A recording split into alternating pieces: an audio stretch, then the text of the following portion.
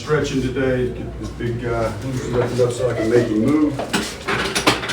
And I don't know, you might want to look at my legs and make sure one's much shorter than the other.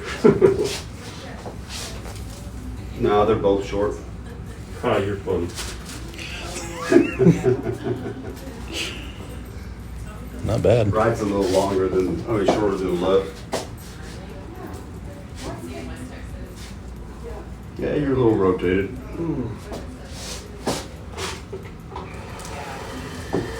This feel good? Oh, yeah. All right.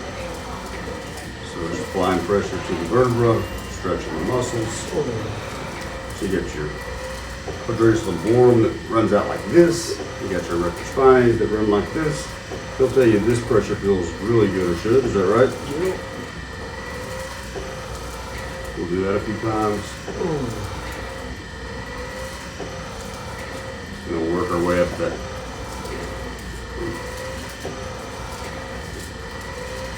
Spinal muscles through the lumbar spine. We're stretching these vertebrae apart. So what's happening is pressure down and up.